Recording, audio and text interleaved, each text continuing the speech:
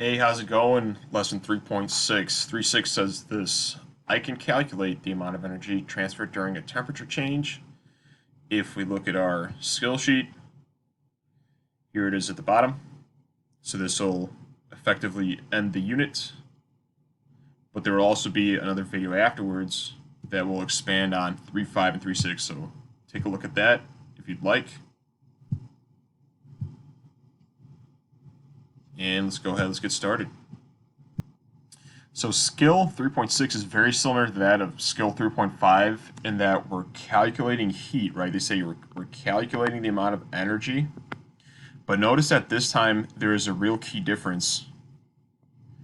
We want to calculate the heat during a temperature change, and this is going to create a kind of an implication to our calculation that we'll have to adjust for with our equation. Okay, so I'm going to go ahead and highlight this for us.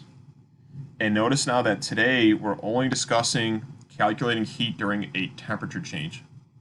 So here to the bottom right, we see an equation, and we see that it solves for heat because it solves for Q, right? That's what everything equates to.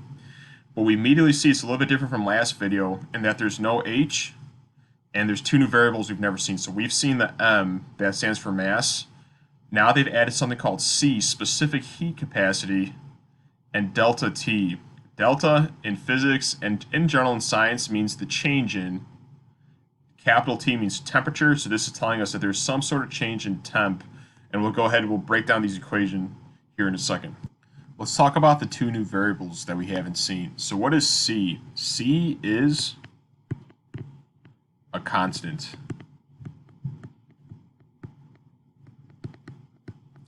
So the same way that we kind of used H sub V and H sub F in the previous video, C kind of replaces that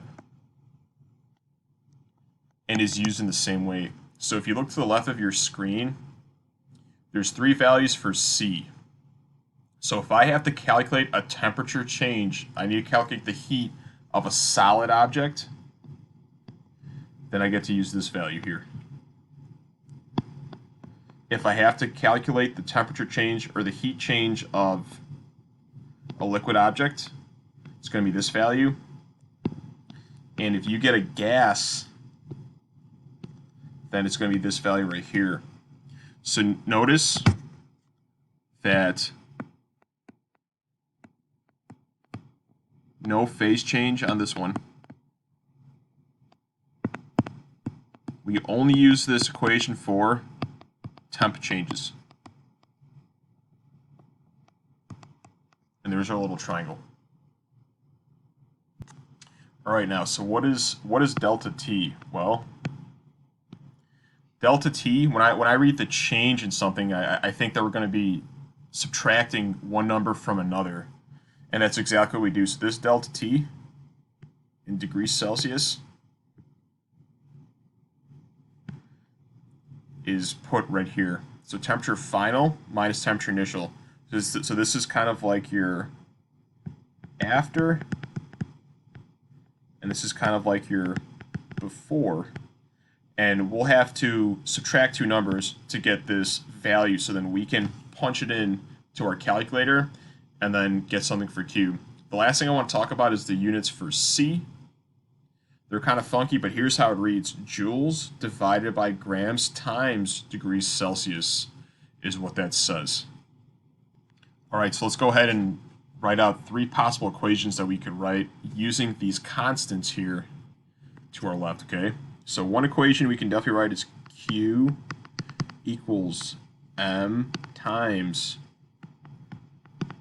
2.1 joules per grams degrees Celsius times delta T, and we'll draw an arrow to remember that that's the one we would use for a solid.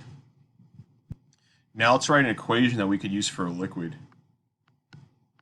Q equals M times 4.18 joules per grams times degrees Celsius times delta T. So now we'll take our line and we'll show that if we get a solid, that's the equation we want to use. And now let's write our final equation for a gas. So this last one will read Q is equal to mass times 2.2 joules divided by grams times degrees Celsius times delta T. So depending on what the problem gives us, we're going to have to make a choice of one of these three equations to use. All right, let's go ahead, let's scroll down. Let's read the example problem. Let's kind of see what's going on. So again, this example should be familiar. We've completed this LOL chart in video 3.4. If you want to see how this was completed, please go ahead and look at that. And something we notice is that we have a hot cup of coffee, and basically all this problem said was that we poured a hot cup of coffee at 100 degrees, and we let it cool down to room temperature, and that's all we see here on the graph. We definitely see that there is, again, energy being released, and from left to right, we're losing bars of energy. Let's go ahead and pick an equation. So I definitely see that a cup of coffee is liquid, okay? So the equation I want to choose is that of liquid. So let's scroll back up. Let's see what we got. Is it this one? No, that's for solid. Is it this one? No, that's for gas. We are going to use this one because coffee is almost, I believe it's 99% water. So this is the equation we want to use, the heat capacity for water. So let's go ahead, let's write that down. Q is equal to mass times 4.18 joules divided by grams times degrees Celsius times delta T. So I have my constant. Remember, I'm solving for Q. I got to find M and delta T. Let's see if we can find those from the information provided. So let's first find a mass. Let's see if we can find anything. So it says 100 milliliters of hot 100-degree coffee is poured into a cup. The cup sits on the countertop for 2 hours and cools to room temperatures. This was kind of tricky. We're thinking, there is no mass. But remember, this cup of coffee is made out of water. And what you should have learned out of first semester is that, hopefully this doesn't blow your mind here, that 1 milliliter of water is equal to 1 gram, okay? So in giving us the quantity, the volume of water, guess what? They've also given us the mass. This is 100 grams of water. So let's go ahead, let's add that to our equation.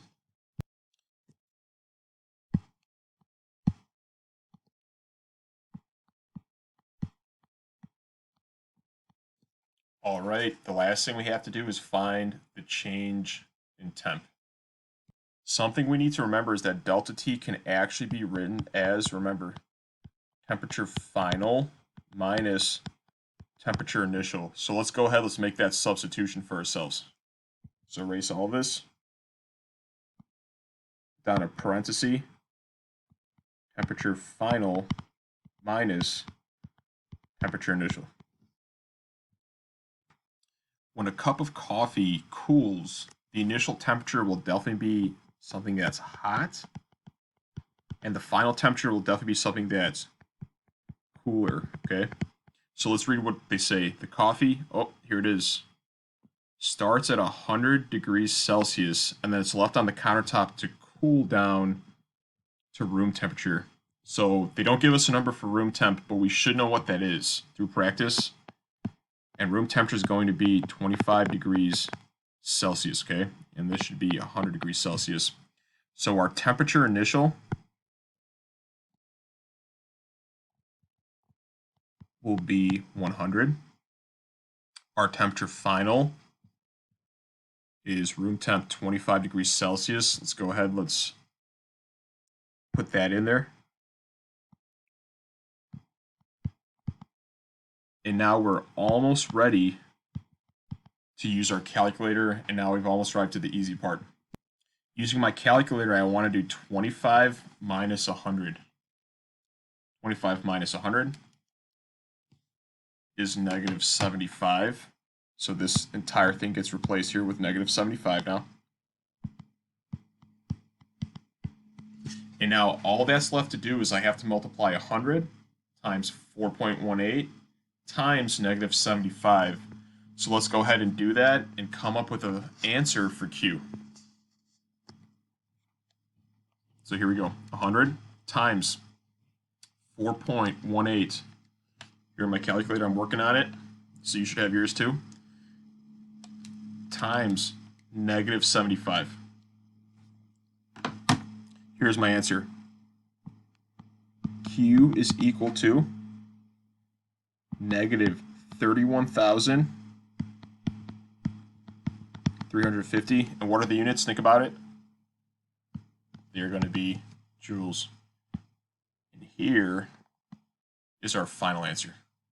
So something you might think immediately is, wow, this is kind of weird because there's a negative right here. Is that right? Well, remember, if a system takes in energy, your answer should be positive. But if a system is letting go of energy, your answer should be negative. And are we losing energy?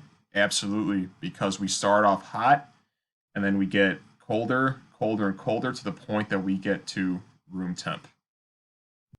The last thing I'd like to remind you about is that the equation we use today, Q equals MCAT, is only used for a temperature change. If you read anything about a phase change, then guess what? We have to use the other equation, Q equals MH. Thank you for hanging in there. As always, it's been a pleasure, and have a great day. Thank you.